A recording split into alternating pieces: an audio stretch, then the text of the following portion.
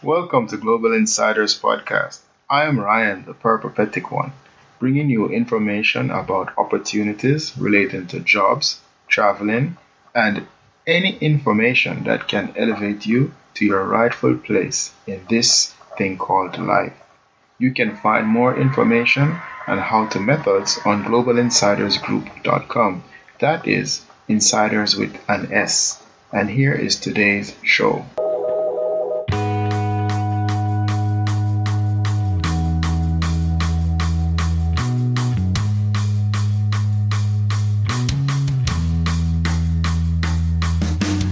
Hello, insiders. Today I'm very pleased to bring you a man who has used his skills as a teacher to travel the world. He has beaten the odds to get to where he is, and today we are going to hear about his journey. I know you will get some great tips in this show, so sit down and grab your pen and paper because school is in session. Welcome to the show, Miguel. Okay, please introduce yourself to the insiders. Well, my name is Miguel Barca, and I'm from St. Mary in Jamaica. Currently, I'm working in the Middle East, where I'm the assistant principal for the middle school, as well as the middle years program coordinator. Okay, excellent. We'll definitely learn more about all of that. Let's get into it. How many years have you been a teacher? Maybe too many. I'm 25 years now. This is my 26th year now being in the profession. Okay, congratulations on that. I mean, that's major, you know. Anything over 10 is major, much less 25. So congrats on that, man. Why did you become a teacher? Well, why did I become a teacher? I'd say a teacher decided that I should become a teacher. I mean, it's an interesting story. You know, when I was 17, I must say I didn't do very well in high school.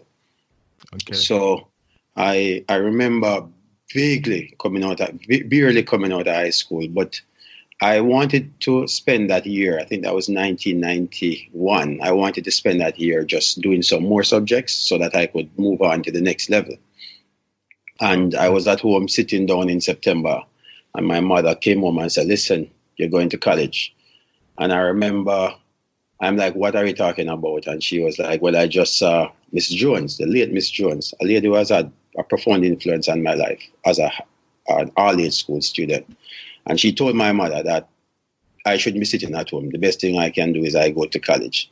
And that was like a Thursday evening, and on Tuesday of the following week, I was carrying my bags to college. And as the story goes, you know, that's how I became a teacher. It was never something that I said I wanted to do, you know. Okay, understood. But you said you didn't do well in high school. Talk a little bit about that. What happened? What would you say? What was the cause of that? I mean, now that I'm an educator, I could see the reasons why. You know, it was quite a complex scenario. I was a single parent. I grew up in the ghetto. You know, I had to travel really rough life, you know, so I had to travel great distances. Some days I had to be absent from school. I mean, there are a number of factors happening at the time. I was living in different houses. I was at one time at my aunt, another time at my grandmother, you know, and then back with my mother when things weren't working out. There were 4 kids in the house. So there are a number of factors, but in the end, you know, for some reason, there are too many factors at play. And in the end, I said, barely come through. I got a 1 in maths, and I did basic English because I was absent from class so much the teacher felt I would not have done well in the exam. And I did geography. But as it happened, I got 1 in maths and I got a 1 in basic English. Okay. And a 2 in geography. So when I left, it was 3 subjects I left with, you know. Okay. All right. Good. The story is getting interesting already. All right. So in college now, what was that like? You know, when you went to college, I mean, was it difficult catching up to speed, or you know, did you just take to it right away? Well, college was interesting because the time I went to college, it had already started. As I said, it was a very, like, my mother was just talking to someone and she said, Miss Jones said, "Listen, send him to college." And we went to college on the Friday. My mother said, "Okay, we're going." And we went up there the Friday and they said it's started already. It's like 2 weeks started already. But because I was a man And at the time, the Jamaican government was very keen on getting males in the profession. So they were willing to let me come in a little bit late. So they allowed me to come in a bit late, So I came in, they said I need to come in Sunday. But being a poor kid, my mother couldn't get all the stuff on the list in time. So we had to come in Tuesday. And I remember coming in Tuesday evening. And that time, I was young as well. I was 17 at the time. So I came in late. College had already started. Friendship groups had already been set up. So my first 2 weeks or so was quite rough, because I had to go through, what they'd call orientation. Yes. But as it was, I was orientated by the kids who had already finished orientation. So it was a different, I was literally like a godsend for someone to turn up so they could practice everything that they learned in the last 2 weeks. So that was a little bit rough, and being the one person going through orientation at the time, it was really rough. But, I am a resilient youth, so it didn't take very long. You play domino, you play card pack, you eventually you play football, you eventually build friendship groups, So it was coming up to speed with the quality of the education. It wasn't hard for me because I wasn't a weak kid academically. It was just that the factors affecting my life at the time, just impacted my motivation for school, So I just wasn't even going to classes even when I was in school. Looking back now, I spent 90% of the time in the library, just skipping classes, but I wasn't doing bad things. I was just in the library reading encyclopedia, which in some ways might, I just felt more joy just going to the library and just reading. And I think in the end, it's funny, but I feel it has impacted me positively in the long term, which in itself is a big question about school. So, of course, if every bad child, so to speak, quote unquote, bad child went to the library to read encyclopedias, this would be a very beautiful world. Yeah, that was a reality still, Yes. All right, so college years, I get the feeling it was, the start was challenging, but what about overall? Even let's say coming to the end of it, did anything? That was great. Now, the way the college set up, I came in, as I said, as a part of a program to recruit as many young males into the profession. And so, as I said, I entered college with 3 subjects, which in reality, the qualification to become a teacher was minimum 4 subjects. Okay. Yeah, with either math or English. Now, I was supposed to do what they call the preliminary program, which was a year in which you would just do some subjects and then qualify for Teachers College, the full Teachers College program, which was pretty much a main way in which people who wanted to become a teacher entered the teaching profession by doing that preliminary program. Started the first day, and I was called to the office by the principal, and he said to me, listen, you have math, you have English. Mathematics is the number one challenge that teachers face. I believe that all you have to do in the next 3 or 4 years, find the time and do one more subject. But I'm going to put you into the first year because I believe that you will be able to meet the requirements by the time you get to the final year. And so in about week 1, I was given a year head start by moving into the first year of teaching. So it didn't take very long. Teaching was challenging because obviously I was still young. I was one of the younger ones there, 17. And most of the people there were people who had, number of years, had gone through the preliminary program. First time living away, like really living into this kind of communal setting. So, but I was doing well, in the things that I was picking it up. I was understanding it, but a lot of theory. But social life was good. Social life was great. We were playing football. It was good to be in that setting, But educationally, for me, it was a whiz. I look back, I don't remember 90% of it. I just remember, 1 or 2 experiences, how I survived. For me, what I remember in college was just how I survived college. Because I remember I'm coming from a poor background.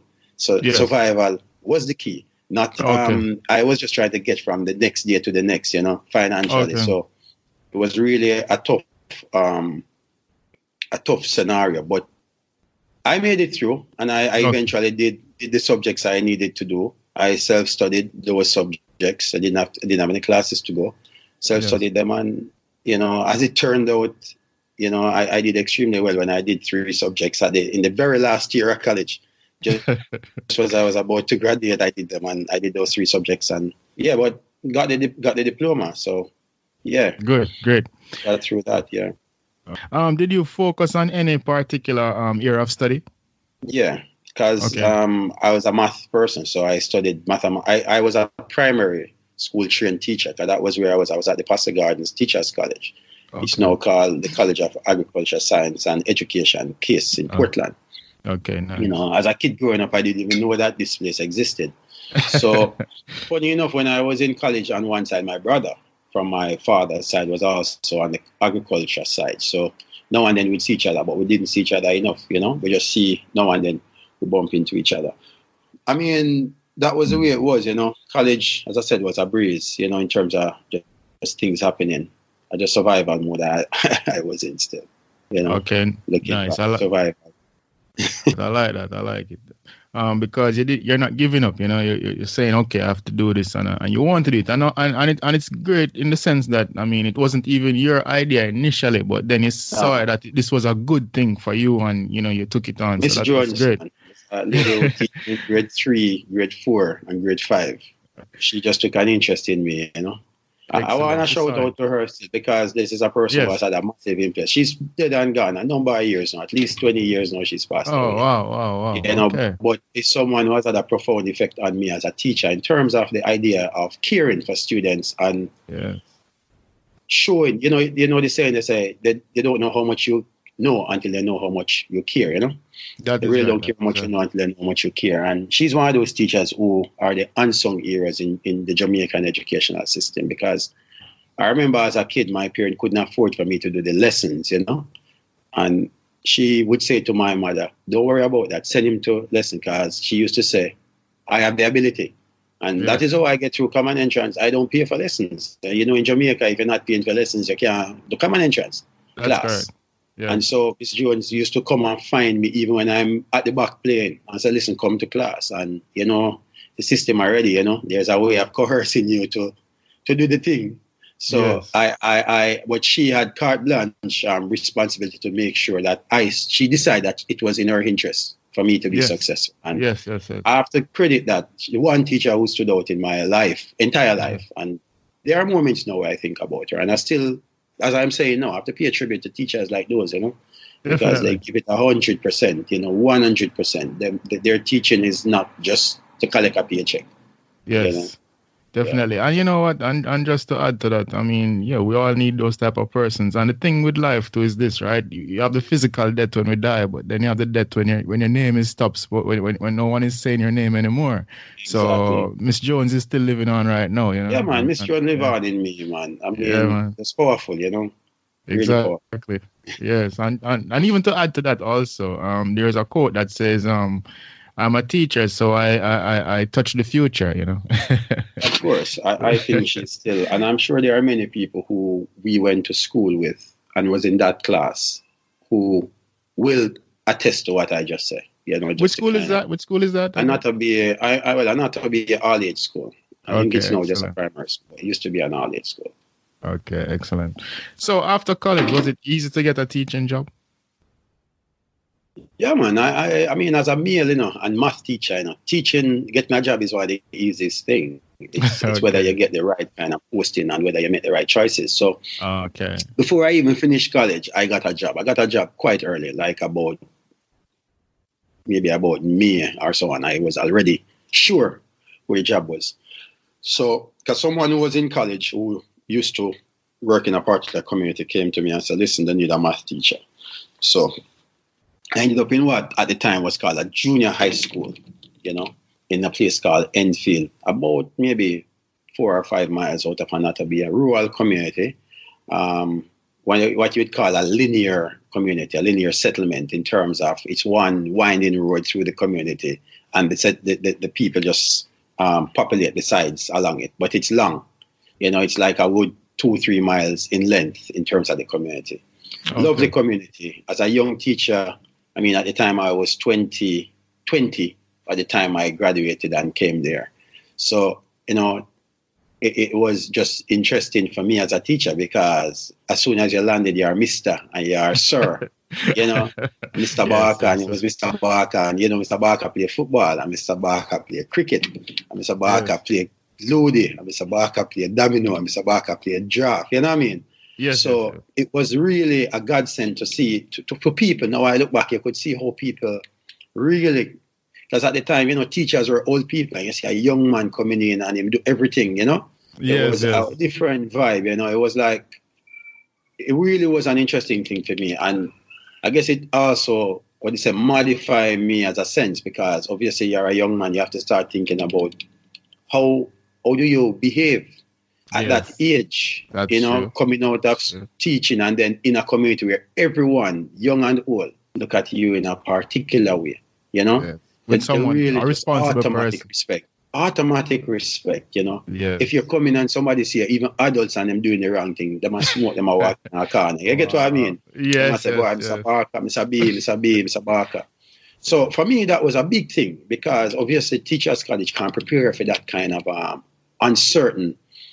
those uncertain situations and how to navigate those situations. So I had to learn quickly that I was a teacher, and being a teacher was a kind of a way people look at you. It carried more than just the name. It was a way that people expected to behave, young and old, male and female, the able and the indigent. Everyone have a different view of you, but it was always about a professional conduct. So, yeah, that was a big one for me, moving into that community, really big one for me. Okay, nice. And after that job, did you do something else in Jamaica regarding? Yeah, man. I did 3 years in that community. Did a number of things. Really, really enjoyed that job. And then I started to think about I needed to advance myself, because now that I had, begin to see the value of education in that sense, I began to think about, developing myself beyond just, teaching. I wanted to see if I could become more, advanced. So I decided to move to Kingston to get into university. So I applied while I was there. I got in, but at the time I was still living in Enfield, so it didn't work out. Didn't work out. So I said I'll defer it, and I moved to Kingston, and I ended up in Prairie. At the time, it was just being converted from what was considered to be a top private school. It became a government school. So they were recruiting young teachers, Yes. Again, another lady who had a profound impact on me as well was this. She was coming in from the UK. She's now big in the education system in Jamaica. A lady called Elaine Foster Allen, She was she's now the head of the National Inspectorate of Education. Okay. So I remember when I moved to that school, we were all young people. I think she deliberately wanted young people there to set up something. She was just coming in from the UK, and she wanted to start a kind of different kind of education in Jamaica, and using this school as some form of an opportunity to do it, Yes. So she set that up and things. So I moved to Kingston, and that's where I met actually my wife at the time at that same school. We met, worked together for the first year, and eventually became a couple afterwards later on. So. Yes. And then I went to Bridgeport as well. I went to work in Bridgeport. So I got into math. I got into university again, and I decided to defer it because, the money, I was thinking I don't have the money.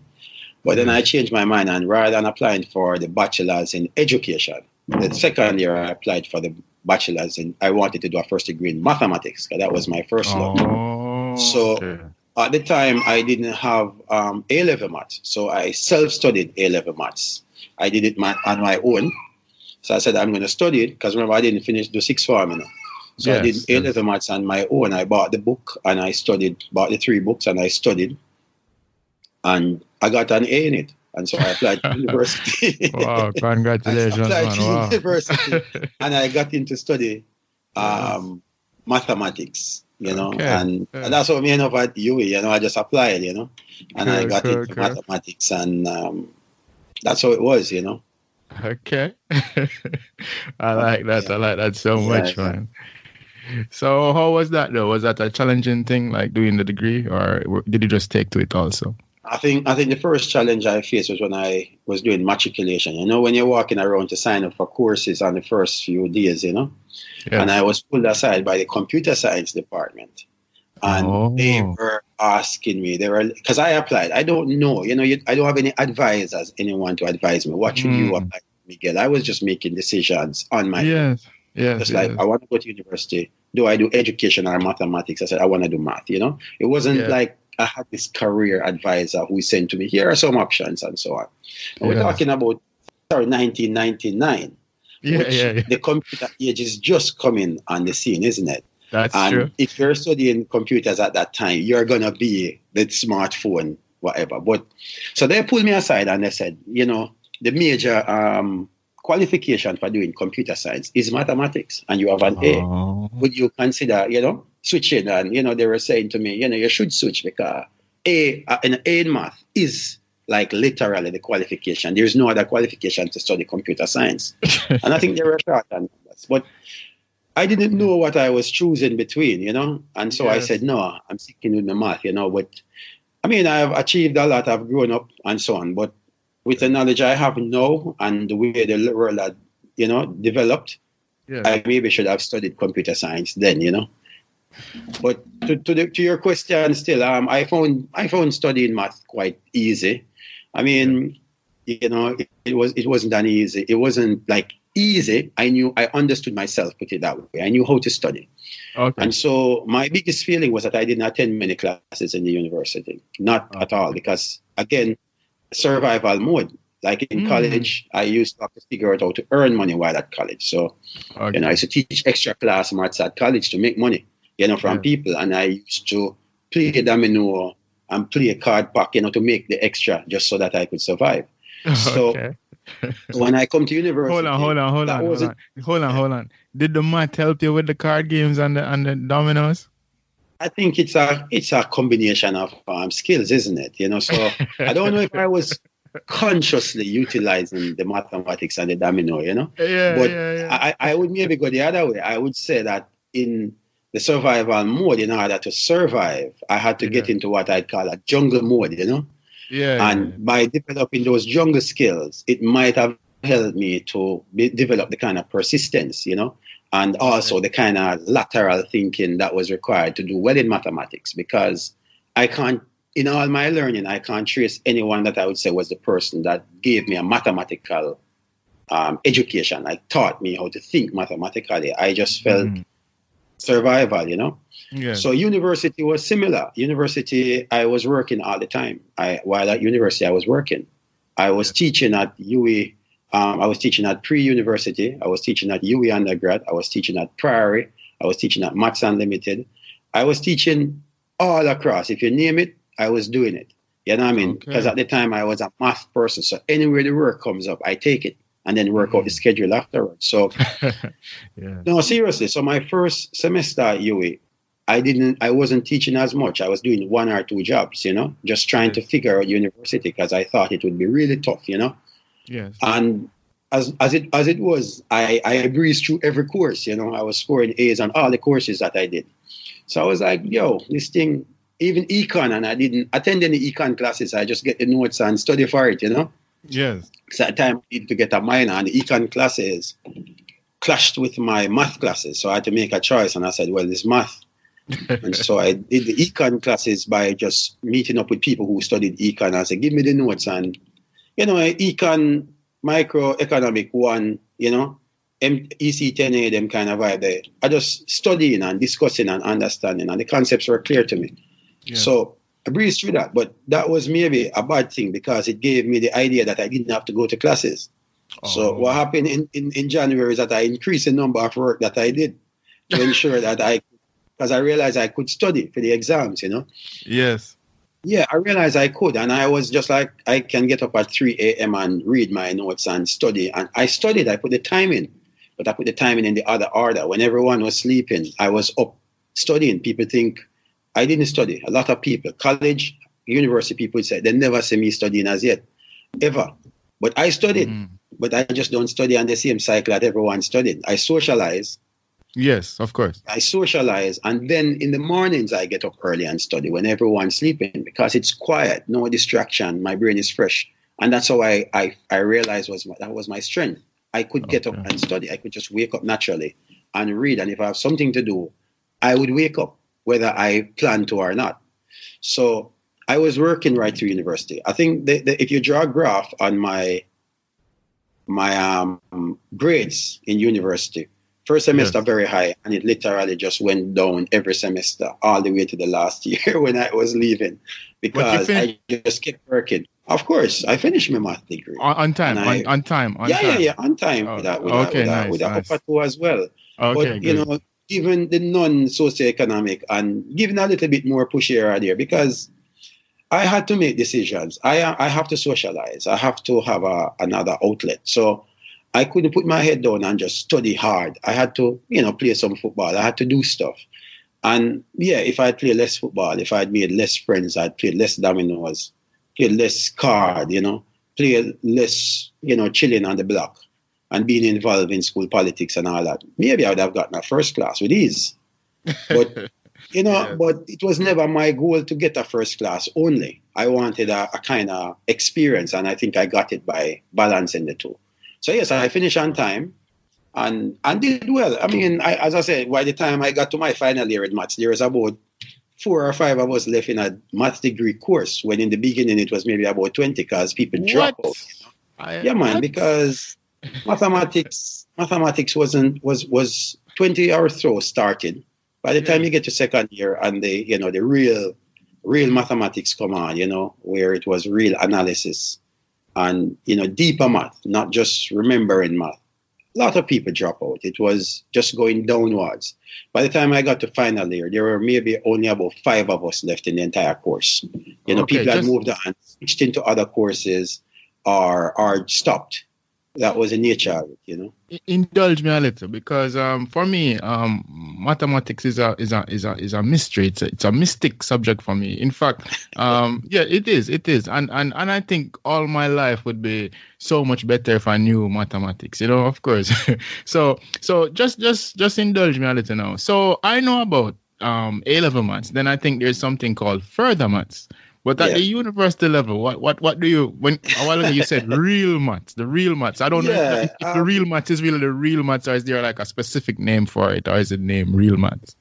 Well, you're drawing me all the way back now. We're talking 20 years, nearly 20 years ago, 2000. If you can just remember one name of one course. I'm thinking, because the funny thing is, they say what you study at university, you never use again. And this is a classic example of it, But maybe you use it in the thinking. What I was studying, I think when we talk about math at high school, it's a lot of it is remembering and using the same information. Here we were learning math and trying to look at the world through different lens, where rules that we thought applied to in normal math, we're talking about 1 + 1 = 2. Yeah. But then you started to look at systems where 1 + 1 was not 2. You look, so you studied operations like multiplication, division, and addition and subtraction, and maybe squares and square roots. These are simple operations. But when you started to study math at a higher level, you realize that the operation itself is only defined by what it does. Okay. So you could have an operation that involves a combination of these. And so you need to now check, does this operation work in any order? Like 3 × 4 is 4 × 3. Now you start looking at these more complex operations. Would you work in any order if you apply it?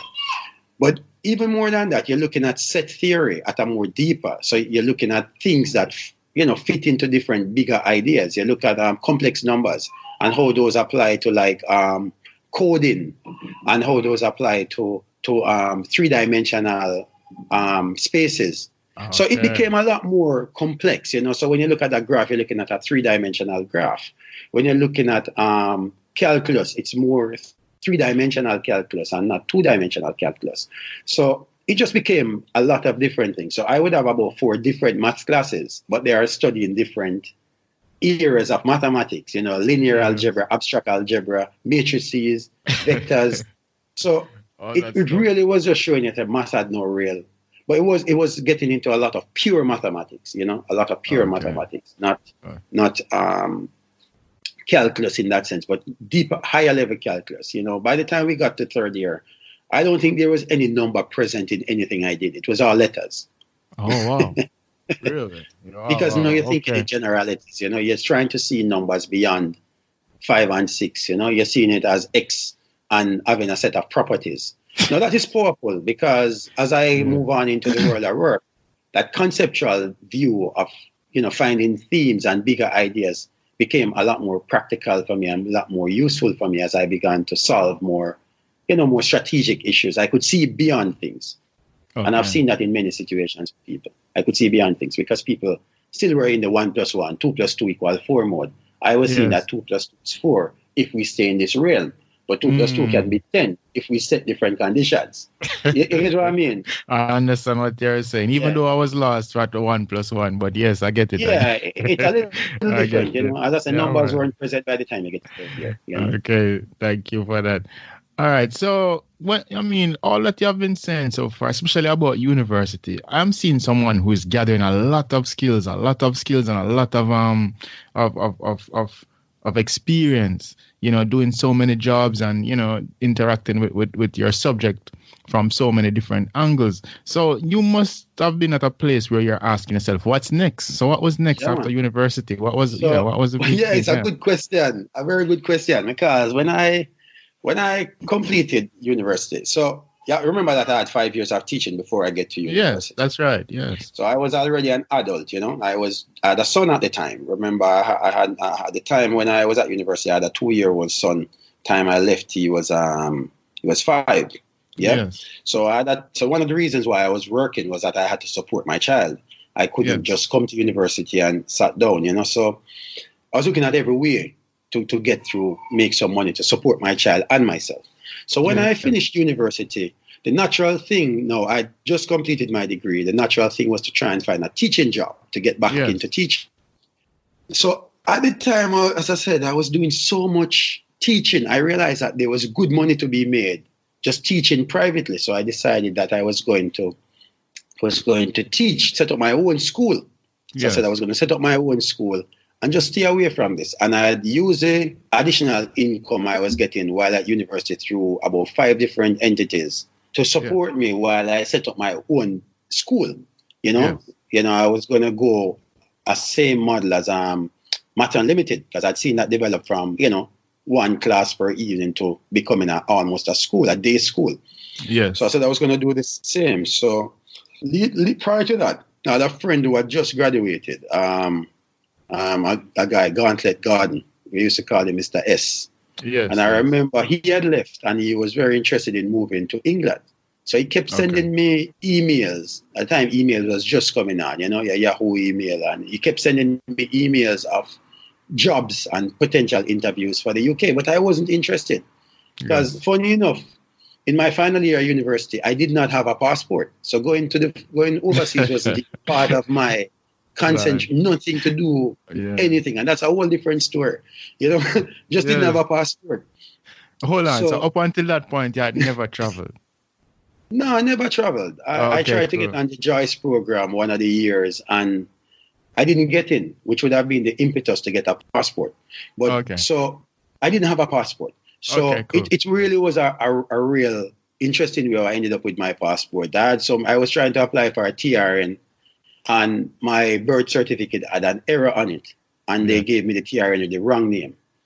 And I said, it was my brethren, Athal Hamilton, we were, and we were like, he went with me and we realized something was wrong. So I said, might as well redo my birth certificate. Yeah. So when I went to do my birth certificate at the Registrar General Department, they also gave me my name spelled wrong. Oh, wow. On the new, the new format that they had at the time. So I was like, really? And I'm going to get my degree and it's going to be spelled wrong as well. I foresee a lot of problems. So I said, you know what? I went back in and I said, how can I get this correctly done? And it was a handwriting issue. The person who did my birth certificate wrote it handwritten, and that caused a problem in the way that it was interpreted at the time. So they were supposed to write a K, and they wrote it in such a way it looked like a B. And they had my name as Barber, not Barker. And I said, no, this can't work. So, and no matter how I explained to them that, showed them the logic, they said, this is what it looked like. Jamaican and quality, red, blue light. So I went through the process. I had to do a deed poll, to get my name correctly spelled. A whole process to get it correctly done. Go back to my school, go back to church, all kind of stuff. But it got done. And then once I got it done, I said, you know what? let's do my passport as well. And that's how I ended up with my passport in February of 2002. So Okay. when my friend kept emailing me, at the time I didn't have a passport. He didn't know that. He was just saying, So I had my passport. And he eventually said to me, Miguel, there are some people who are coming, they are coming to interview. Just fill in the form, man. So I said, all right, I'll fill the form in. And I said the same to my wife, my girlfriend at the time, but now my wife. Yeah? Okay. Wife. Yeah. So I said, let's do it. And we filled the form in and the people interviewed me. Didn't take much of it because this was April and I was very late in the game. So I didn't expect anything to happen. Anyway, as I said, I was going to be thinking of starting my own business. So I didn't have any jobs starting in September. I was just going to start my own business. I had a little side gig on campus where I was secretary for Mr. Sullivan, so I could make a little income in the summer. Yes. That was coming every year. So I was like doing a master's maybe, but doing my extra thing. So it turned out that I was there one day in the library because, that was the only place to get internet on campus. If you don't have if you don't have a computer, it's a place to get it. So I was in the library one day and I got a call on my mobile at the time. And the call was, listen, I have a real problem. Somebody who had said yes has now turned them down. Am I willing to come to the UK? This was like about August 7 or 8 or something like that, Yes. Something like that. And so I decided I said, okay, I can. I'm free. It's a foreign job, So in Jamaica, you say, what? Everyone's going to foreign to look job. I'm getting a job right now on my mobile phone. Yes. So I said, yes. And they said, okay, they'll call me back. The school will call me back the next day to interview me. And so they did. And they interviewed me on the phone. I remember just walking outside the library and walking around and just talking, And I did the interview. And by the next day, they said to me that they're going to send the work permit. Everything's good. The school wants me. Wow. So in about 2 weeks, my life shifted totally. And that's how I ended up in the UK. 2 weeks' time, I met someone at Half a Tree who they sent, because they didn't even have my details properly. They had to send it to someone who was coming as well. Okay. And I met her at Half a Tree and she gave me my work permit. And at the time, you didn't need a visa to travel to the UK. You just had to have a work permit, Okay. And so I just, I think about August 25th or something like that, I book a flight. I had to go around and beg the money as well, borrow the money to get money, because when you're going to the UK, you're on your own. You just get the job. So I had to have money so I had to check my family and say, can I get some money to borrow, here or there, book the flight and thing, book a one-way flight and think that's how it was, Yes. So that was really how I ended up in the UK. Initially, you land, is it cold? What's going on? Well, you landed, you're on your own. So, you landed in the UK. So you land in the UK and I'm here in UK. So it's my first flight, first flight ever on a plane, and I landed in the UK and going through the motions. But my friend, as I said, he was already in the UK. It's a G, it's a S. He was there waiting on me. So when I came out, he saw me and he said, listen, all right, I'm going to put you on a train. No, I didn't even know a lot of people in the UK. And on top of it, I was going to Birmingham. He was in London. Okay. So he said he's going to put me on a coach. So he took me through the train system, took me to the Victoria at the time, put me on a coach to Digbeth. Now, the Jamaican style now, I think he said you're coming off at Digbeth. So I think it's a place that you need to look out for, Now, the UK system is very organized. The coaches just move from one place to another. That's it. Okay. You understand? And they stop and everybody get off. Yeah. They are not like buses in Jamaica. We stop at bus stops. This is the intercity system. But at the time, I thought it was a similar thing. So I'm on the bus. I'm saying to people, just let me know when you reach the Digbeth, so I can get off the bus. But that wasn't the case still, And then my friend as well organized for me to spend the night at somebody's house in the UK. And then hopefully I have a day to figure out where I could stay. And so he organized all of that. And I ended up staying with some strangers for the first night, But the next day, I had some family who I was trying to get into contact with, and eventually the contact was made, and they came by the next day for me. And I ended up staying in a bedsit, which is like you're staying inside of somebody's house, and you get a room, one of those little box rooms with a little bed and things. So I spent a year there, But teaching, that was tough. That was tough. It was cold. I mean, it was getting cold. It was September. Yes. But the teaching in the UK was a different kettle of fish, you know. Yeah. I mean, you don't get called at short notice to come and work in what is considered a good school in the UK. What you're getting work in is the bottom of the bottom in terms of not the kids. The kids are living the life that they are living, but in terms of the league tables and in terms of results. Because these are kids coming off, you know, real, not the poverty like in Jamaica. They still live in a better kind of poverty, but their family structures and the things that they're exposed to, you know, is different and far more impacting in a world where anyone can do anything without the community bringing people together, you know. When I went astray in my community, there were people who would say, you know, your mother worked too hard, you know, go back to school or go this. Here in the UK, you maybe find more people saying, well, you have a right to be what you want to be. If you want to take drugs, just do it, you know, or if you want to not go to school. So as a teacher, that was a big shift for me because... Yes, and just to interject, I mean, think about it. I mean, just how incredible it is, the big difference with when you started your first school compared to that. Yeah, the respect. Yeah, exactly. It was a massive shift because here you definitely had to earn the respect of the kids. I remember my first day, and I've shared this on a number of occasions, because in Jamaica, when you're as a teacher, you're taught. First day, you walk into the classroom and you stand at the front, and you assert your authority by not trying to control the class, but allowing them to realize that an adult is present in the room, and allow them to become quiet by recognizing amongst themselves and collectively deciding that, you know what, there's a teacher, we need to calm down now. Yes. So that worked and served me well in all the job postings I did in Jamaica. To start, I mean, obviously, if you don't do a good job, then you lose that respect. But initially, if you do this, you earn some form of control. Try that in the UK, first day. Didn't work well. After about 20 minutes, people were even pushing me out of the way to get to run after each other, throwing stuff. It was like... How old are these kids? These are high school kids. This is a high school, I mean. Oh, man. But you're talking a different kind of education. I mean, we weren't prepared for it. I mean, even the government of UK, I'd say, were misunderstanding what was needed. Because I was recruited under the guise that I would be what I would consider to be a role model for Black British kids. This was the way that they view it. You know, get some Black Jamaicans, same background as these kids. Not necessarily, but Caribbean background. Yes, and they would see some Black people in the classroom, and that would help them to build a connection. So they felt this would be an automatic thing, you know. But the fact is, for me as a Jamaican coming in, I didn't represent a role model to Black British kids. I was seen as just a foreigner. Yeah, it didn't work initially. And maybe even in their minds, a poor foreigner.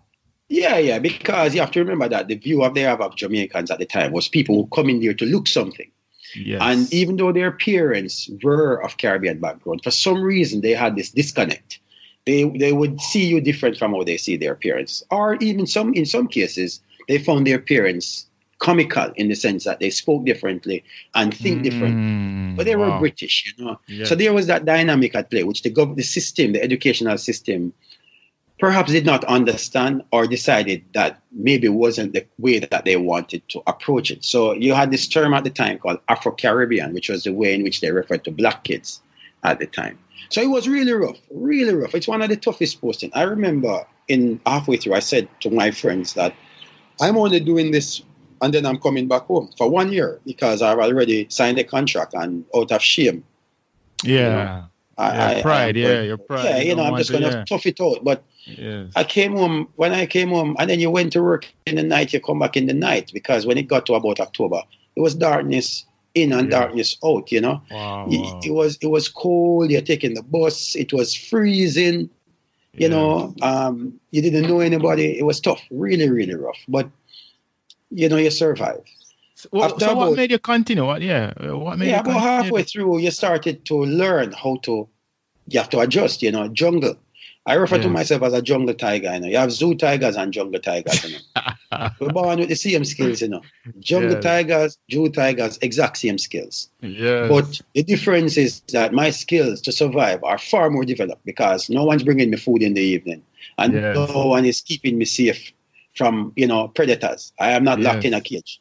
So we have the same skills, but I have developed some instincts, and for me, survival was the key. I am a jungle tiger when it comes to that, and in many ways, I ended up in a land of people who were zoo tigers, people Yes. working around me who have good skills in what they were good at, but they don't maybe have the jungle tiger skills that I had. So Yes. it didn't take very long for me to start figuring out the system and how to build connections with the students and forget that I was supposed to be a role model.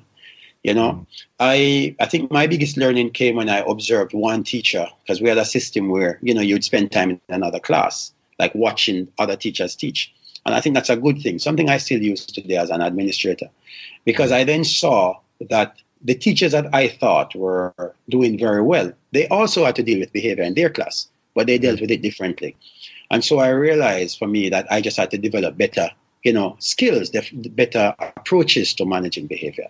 So by the time it got towards the end, I was beginning to find success, in terms of building connections with the students as well as within the systems there, So that's why I stayed on. And just quickly, could you just give me one of those skills that you use to build that connection? Because I think it's very important for us to even just if you can pinpoint one. Yes. Well, when you have kids like those who are already very enabled, these are kids who know that they have a right to be there or not be there, a right to listen or not listen, a right to learn or not learn. They have those rights. They're very clear on that. Yeah. So someone like me who, in a Jamaican context, I would have said to a child, why are you at school then? Because surely your parents want you to learn. So you need to make sure you make the best of it. What you find, that doesn't work in the UK, because you would say that to a child and they would say to you, well, I came to school because my parents would go to prison. That's why I'm here. Otherwise, I wouldn't be here. So you realize that the motivational techniques, don't work. These are people who are performing not at the higher levels on Abraham Maslow, but at the very lower level, the physiological level. They were needed things that, they didn't have the family support. They didn't have the kind of things that maybe in Jamaica you could say, well, a man maybe don't have safety and you can make him feel safe in school. You're talking about kids who maybe weren't even getting breakfast to school. Now, very few kids in Jamaica are facing that. No matter what, people are going to put even a cup of lime leaf tea on the table and a piece of bread, and say, go to school. True. But in these scenarios, there were kids who would maybe be coming to school without breakfast. So you have to understand that, and they would come to school and they're coming from a home, drug, and domestic abuse is the order of the day, not to mention the other kind of stuff. So you had to learn this and then begin to find ways of building connection with the students. And I think very quickly I realized that if I was going to be successful, I had to find a way to connect. And so I would not attack them in class. I would call them after lessons. I'd call them afterwards and have a one-on-one with them. I said, tell me what's going on. And so they began to see that you cared. I wanted to understand them. I visited some of the homes and talked with the parents, and I tried to design my learning. You did that on your own? You did that on your own, visiting on my own. Some of these are fantastic. It is just trying, because at the end, I was in a job that any moment, I was on a work permit, any moment, someone could look at you and say, you're not working out, Megel. You need to go back. And I had to figure this out, And so it just came. I was in a school that was considered to be literally like the worst, or if not the worst, the bottom 3 in about 150 schools in Birmingham and in the country, in the bottom, based on results. We're talking math results of like 10%, 8% of kids leaving. You know what I mean? Those were the numbers we were working in. I had 4 different heads of school in 3.5 years. They were fired because the numbers weren't good enough. So this was the kind of environment. Staff rotation, staff turnover was very high. So that's the environment that we were working in. So I figured it out by, as I said, just trying to get. And so by the end, I started to make headway with school, with my kids. I was beginning to have an impact on the kids. Not all the time, I had some tough kids. But people began to feel like Mr. Barker cared, like I wanted to make a difference. So, that was really how it began to work. Instinct. It was just instinct. What do these kids want, And finding ways to make class fun, you know, Yes. finding ways to Yeah. make class fun. So, I mean, just in terms of results, I mean, if you could give me like a rough percentage, you know, when you started, maybe it was down to like 10 or something like that. How when you finished, what would you say it was at? Well, that school, to be fair, the results in that school never really improved very Okay. much in that Yes. time. Because you have to remember, I'm part of a bigger school. We're Yes. talking, about 1,500 kids. And Oh, wow. in a year group, you're looking at about 200 kids. So Yeah. these are big schools, and you're just one cog in the wheel. And then Okay. at the same time, when you just come into those schools, you get what is considered to be the term bottom set, which Yes. is like, you're talking, you have like, I wasn't ready for it because, you're dealing with a lot of, you're dealing at the top end. You're eating at the big table. But Yes. you are a man who coming from Jamaica, speak with a Jamaican accent. Yeah. You're a black man. Yeah. Yes. You have experience, you can solve problems, but you didn't have the paper experience. I wasn't the head of department. And some schools received me well, some schools weren't sure what to do with me. Yes. Some schools saw me as lucky to get this job. And so I didn't stay long in it. I spent only 8 months in it. And then I got my first head of department job. And that was when I got into a school where the results for maths was 17% at the time I got into that school. So 17% of kids were passing mathematics at the end of. And now we talk about results. By the end of that year, I shifted the result to 41%, which was massive. Massive. You're talking from a case of 1 in 6 leaving with math grade to a case of almost 1 in 2. Yeah? What did you do? What did you do? All right, insiders, thank you so much for listening to Megel and myself talk today. I know you were definitely enthralled by all he had to say, but we will stop it here for today, and next week we will continue with another show from Megel. And as you know, next week will be December, so I hope you all are ready for the last month, and we'll be finishing in a flurry because we are ready for 2020. So all the best, and thank you for listening to the show one more time. Have a great week. See you next week.